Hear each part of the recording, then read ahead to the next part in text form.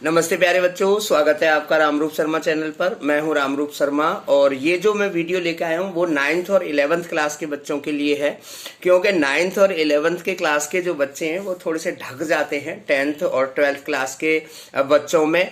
और यहाँ पर जो है वीडियो का जो टाइटल है, वीडियो का जो मोटिव है वो है आपकी स्ट्रेटेजी।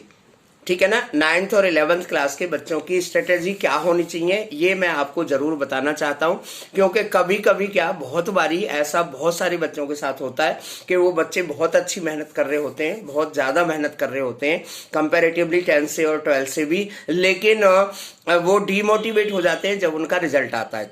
तो बच्चों मैं आपको बता देना चाहता हूं कि 9th और 11th का जो वो पेपर है, यानी कि टर्म 1 और टर्म 2, वो टर्म 1 टर्म 2 की तरह से ही होगा, लेकिन केवल और केवल उनके स्कूल ही प्रिपेयर करेंगे उस पेपर को।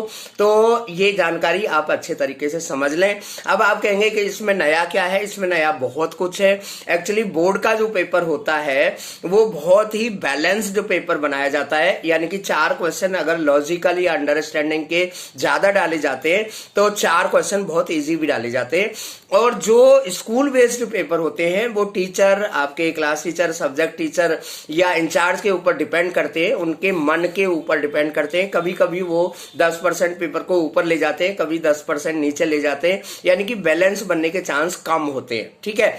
अब आपके साथ क्या अलग हो सकता है वो मैं आपको बता दूं कि जनरली क्या होता है और आजकल क्या हो रहा है कि 9th क्लास का जो बच्चा है वो 10th क्लास की स्टडी कर रहा होता है बहुत सारे परसेंटेज में, है ना, और 9th क्लास की स्टडी को इग्नोर करता है। या 12th क्लास का जो स्टूडेंट है वो 11th क्लास का वो 12th की तरफ उसका ज्यादा ध्यान होता है, जेई की तरफ ज्यादा ध्यान होता है। और वो एक स्ट्रेटेजी अच्छी स्ट्रेटेजी है, क्योंकि आप बूस्ट अप हो जाते हैं, आप एक साल पहले प्लान में आ जाते हैं, वहां की जो मेरिट्स और डीमेरिट्स हैं उन्हें आप अच्छे तरीके से समझ जाते हैं।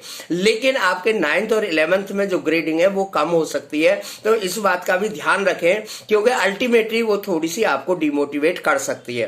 डिमोटिवेट वैसे हो नहीं, इसके लिए आपको क्या करना पड़ेगा कि जो 9th क्लास के स्टूडेंट हैं वो 4+2 आवर्स का प्लान 9th और 10th के लिए रखें।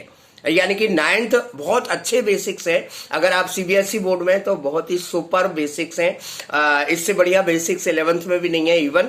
और 11th क्लास के जो स्टूडेंट हैं, क्योंकि अगर उनका टारगेट जेई है या नीट है या फिर कोई भी टारगेट है, तो वहां तो 11th और 12th दोनों का कॉम्बिनेशन 40 यानी कि 55 और 45 के करीब आसपास में होता है। तो वहां पर तो दोनों चीजें आपको पढ़नी ही पड़ेंगी, अच्छे तरीके से ध्यान रखें। ठीक है ना। ऐसा जरूरी नहीं है 11th 12th के बच्चों के लिए कि 11th का चैप्टर वो दिसंबर में भी कर सकते हैं, 12th का चैप्टर वो सितंबर में भी कर सकते हैं, तो वो कोई भी कॉम्बिनेशन आप बना सकते हैं। ठीक है ना। तो इस बात का जरूर ध्यान रखें आप लोग कि आप अपने भी प्लान को अपनी स्ट्रेटेजी के साथ में चलें। बहुत अच्छा आप कर रहे हैं, आपकी मेहनत जरूर रंग लाएगी, लेकिन बीच बीच में कुछ बच्चों को उनके जो मार्क्स आते हैं 20 में से 18 या 17, तो उससे घबराए नहीं और प्लान जरूर रखें। 4+3 का प्लान रखें या 5+2 का प्लान रखें या 4+2 का प्लान रखें, यानी कि 9th क्लास के लिए टाइम आप जरूर दें। बोर्ड से पेपर 10th और 12th का ही आएगा, टर्म 1 और टर्म 2, है ना, 9th क्लास का नहीं आएगा। तो 9th क्लास का जो पेपर है वो थोड़ा सा अनएक्सपेक्टेड आपके लिए हो सकता है। परेशानी तो नहीं कह सकते, लेकिन चेंज आप कह सकते हैं, क्योंकि जो एमसीक्यू टाइप का जो पेपर है वो आपकी बुक से नहीं आएगा। बुक में से ही टीचर्स को क्रिएट करना पड़ेगा, उसमें से पार्ट्स बनाने पड़ेंगे। जैसे मैं आपको एक सिंपल सा एग्जांपल दे दूं, लीनियर इक्वेशन इन 2 वेरिएबल है, तो उसमें सपोज करिए 2 डिजिट नंबर का एक क्वेश्चन आ जाता है।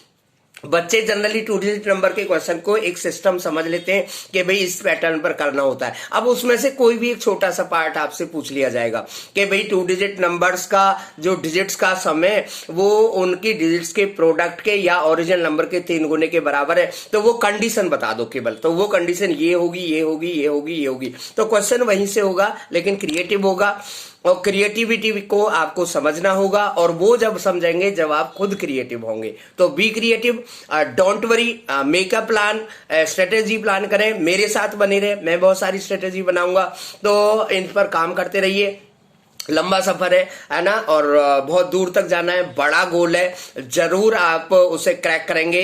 तो जिसे अनअकैडमी में कहते हैं लेट्स क्रैक इट। तो हमारे साथ में बने रहिए। Thank you so much and all the very best.